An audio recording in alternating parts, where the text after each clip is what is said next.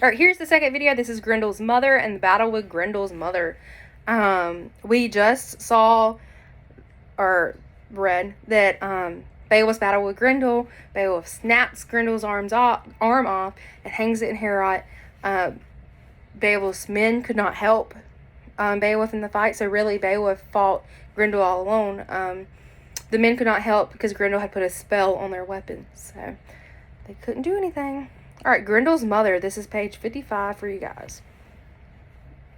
Although one monster has died, another still lives. From her lair in a cold and murky lake, where she has been brooding over her loss, Grendel's mother emerges, bent on revenge.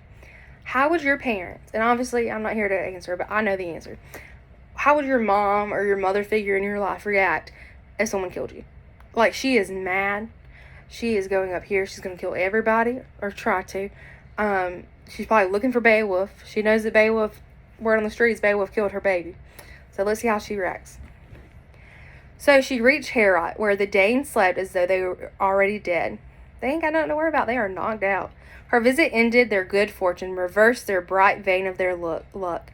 No female, no matter how fierce, could have come with a man's strength, fought with the power and courage men fight with, smashing their shining swords, their bloody hammer-forged blades onto boar-headed helmets, slashing and stabbing with the sharpest of points.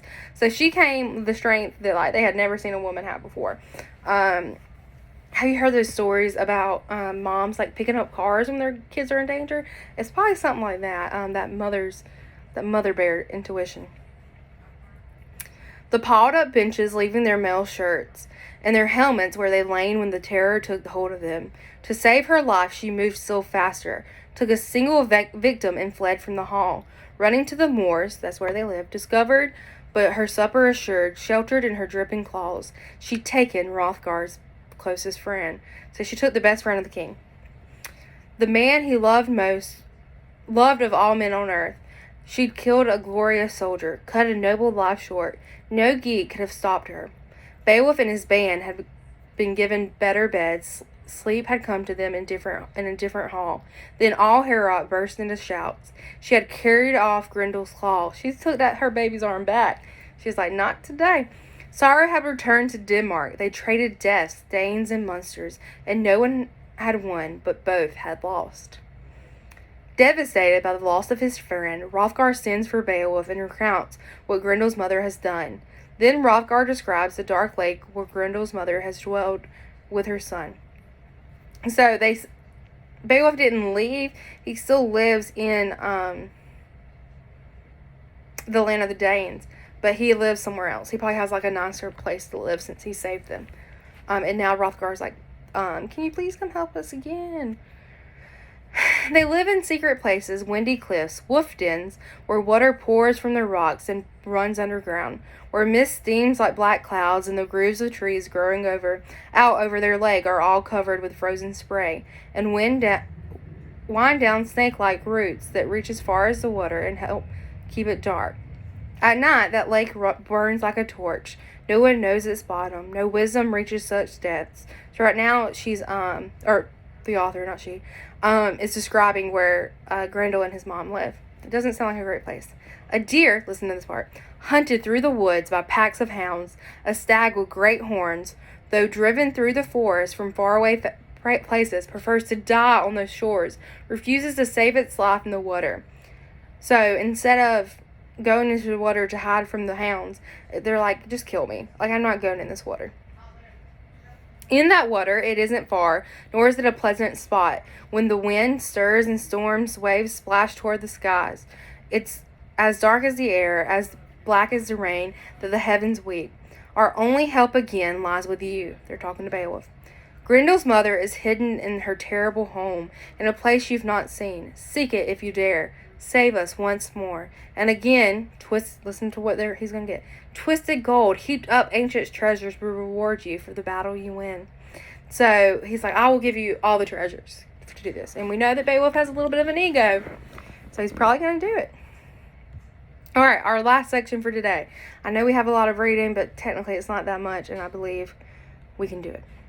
All right, the battle with Grendel's mother. Beowulf accepts Hrothgar's challenge, and the king and his men accompany the hero to the dreadful lair of Grendel's mother. Fearlessly, Beowulf prepares to battle a terrible creature. He leaped into the lake, would not wait for anyone's answer, so he's just like, I'm gone. The heaving water covered him over. For hours he sank through the waves. That's how deep it is. He was just sinking for hours. At last he saw the mud of the bottom, and all at once the greedy she-wolf, who'd ruled the waters for 100 years, discovered him, saw that a creature from above had come to explore the bottom of her wet world. She welcomed him in her claws, clutched at him savagely, but could not harm him, tried to work her fingers through the tight wing-woven mail on his breast, but tore and scratched in vain. Then she carried him, armor and sword and all, to her home. He struggled to free his weapon and failed. The fight brought other monsters swimming to sea. So all those monsters and evil things that God sent away, they may be living with Grendel's mom. So it brought monsters from... Gotta find my spot. From swimming to sea. Her catch, a host of sea beasts who beat at his mail shirt, stabbing with tusks and teeth as they followed along. Then he realized, suddenly, that she'd brought him into someone's battle hall, and there the water's heat could not hurt him, nor anything in the lake attack him through the building's high arching roof. A brilliant light burned all around him, the lake itself like a fiery flame. Then he saw the mighty water witch, and swung his sword. He's calling Grendel's mom the mighty water witch, and swung his sword, his ring-marked blade, straight at her head. The iron sang its fierce song, sang Beowulf's strength. But her guests discovered that no sword could slice her evil skin. That runting is the name of Beowulf's sword, could not hurt her, was useless now when he needed it. They wrestled. She ripped and tore and clawed at him, bit holes in his helmet, and that too failed him. For the first time in years of being worn to war, it would earn no glory. It was the last time anyone would wear it. But Beowulf longed only for fame, right? Not doing it because he's a good person. Leaped back into battle. He has no helmet anymore. He tossed his sword aside. No sword. Angry, the steel-edged blade lay where he dropped it. If weapons were useless, he'd use his hands. Again. The strength in his fingers so fame comes to the men who mean to win it and care about nothing else. He raised his arms and seized her by the shoulder. Anger doubled his strength. So he's just like kind of ripping at her. He threw her to the floor. She fell. Grendel's fierce mother and the Geat's proud prince was ready to leap on her, but she rose at once and repaid him with her clutching claws, wildly tearing at him. He was weary, that best and strongest of soldiers. His feet stumbled, and in an instant she had him down, held helpless, squatting with her weight on his stomach. She drew a dagger, brown with dried blood, and prepared to avenge her only son. But he was stretched on his back, and her stabbing blade was blunted by the woven mail shirt he wore on his chest. So she tried to stab him, but the protecting layer did its job, and it stopped. The hammered links held.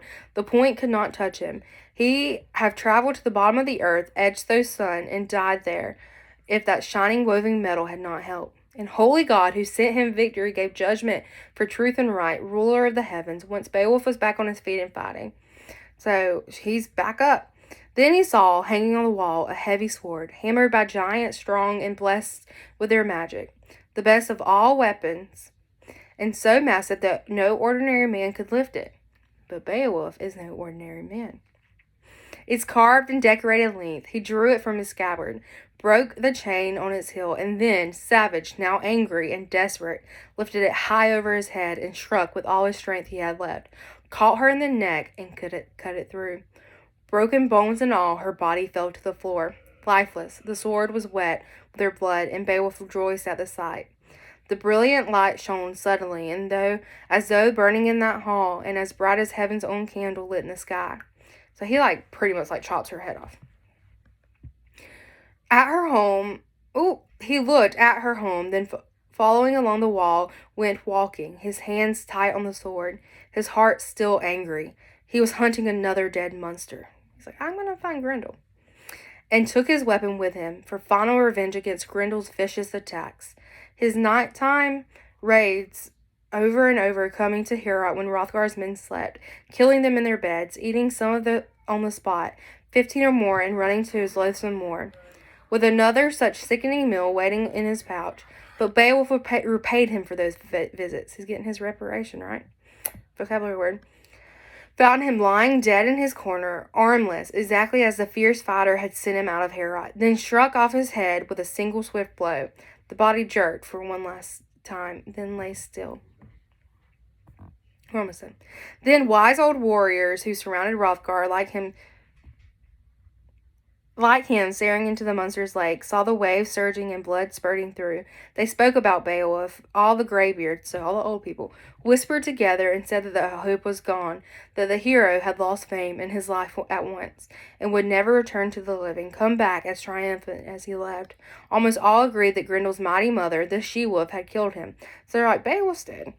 The sun slid over past noon, went further down, the Danes gave up, left the lakes, and went home. Hrothgar with them, so even the king left, doubting Beowulf. The Geats stayed, sat sadly, watching, imagining they saw their lord, but not believing they would ever see him again. Then the sword melted, blood-soaked, dripping down like water, disappearing like ice when the world's eternal lord loosened invisible fetters and unwinds icicles and frost as only he can, he who rules time and seasons, he who is truly God. The monster's hall was full of rich treasures, but all that Beowulf took, so Beowulf had the option to take those treasures, but all he took was Grendel's head and the hilt of the giant's jeweled sword. The rest of that ring-marked blade had dissolved in Grendel's steaming blood, boiling even after his death. And then the battle's only survivor swam up and away from those silent corpses. The water was calm and clean, the whole huge lake peaceful once the demons who lived in it were dead. So Beowulf comes up, and now the lake that was crazy and it was boiling, and the deers wouldn't go into it, was calm, because the monsters no longer lived there. Then that noble protector of all seamen swam to land, rejoicing in the heavy burdens he was bringing with him. He and all his glorious band of Geats thanked God that their leader had come back unharmed. They left the lake together. The Geats carried Beowulf's helmet and his mail shirt behind them. The water slowly thickened as the monster's blood came seeping up. They walked quickly, happily across the roads all of them remembered, left the lake and the cliffs alongside it. Brave men staggering under the weight of Grendel's skull. So it's taking multiple men to carry Grendel's skull. Too heavy for fewer than four of them to handle, 2 on each side of the spear jammed through it, yet proud of their ugly load and determined that the Danes, seated in Heorot, would see it. Soon, 14, because the Danes are the ones who left Beowulf. Soon, 14 Geats arrived at the hall, bold and warlike, and with Beowulf, their lord and leader. They walked on the mead hall green. Then the Geats' brave prince entered Heorot, covered with glory for the daring battles he had fought. He sought Hrothgar to salute him and show Grendel's head. He carried that terrible trophy by the hair, brought it. So it took 4 men to carry Grendel's head there, and then Beowulf just picks it up.